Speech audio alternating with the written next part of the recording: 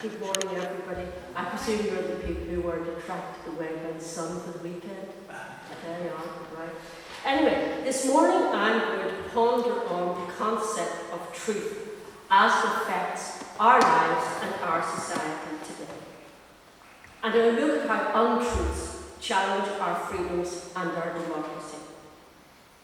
Now, this year has been called the biggest election year in history.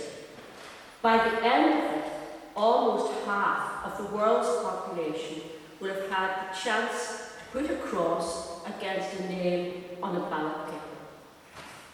But the question is, are people's voting chances free? Are they based on truth?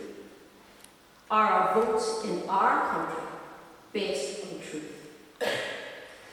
This year's big match in election terms is the forthcoming USA presidential election. And of course, for us, we had the UK general election of 4th of July. We consider these as democratic and fair elections, unlike, for example, the presidential election held in Russia in March, where Putin was elected with 88.48% share of the vote, and many opponents were eliminated from the election. But we should not be complacent. In both the USA and the UK, and really all other countries, the prevalence of fake news has increased. Fake news is false or misleading information presented as news, as factual, as correct, when it often has the intention of damaging the reputation of a person or a cause.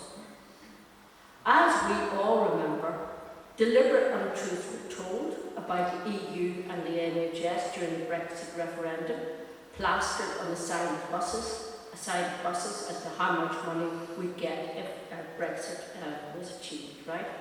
And nobody effectively disproved it. So voting in our democratic state has also been influenced, sometimes deliberately and sometimes carelessly. And of course, as we're very aware, in the USA as well, particularly January the 6th. Right, we're getting now to my reading. The historian and philosopher Hannah Arendt, a German-American, considers the impact of fake news, distorted facts, and lies, that it does much, much more than just altering a person's voting behaviour. So she says, the constant lying is not aimed at making the people believe a lie, but ensuring that no one believes anything anymore. A people that can no longer distinguish between truth and lies cannot distinguish between right and wrong. And such a people, deprived of the power to think and judge, is without knowing and willing it, completely subjected to the rule of lies.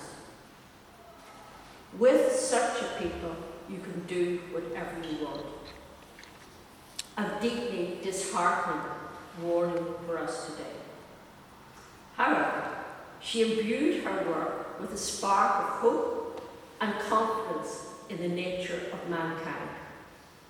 She said that even in the darkest times, we have the right to expect some illumination, and that such illumination might well come less from theories and concepts than from the uncertain, flickering, and often weak light that some men and women in their lives and their works will kindle almost under all circumstances and shed over the time span given to them.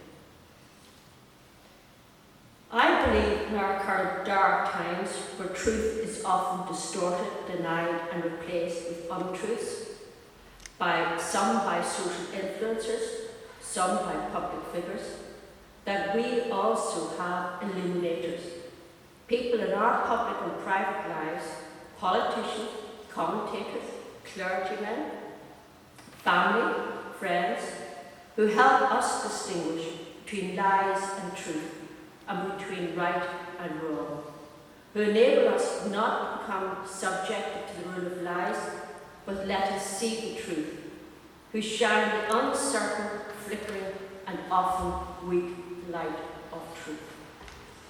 People who illuminate the truth and help us to free ourselves from the oppression of lies. In John chapter 8, verse 32, Jesus said, "And you will know the truth, and the truth will set you free."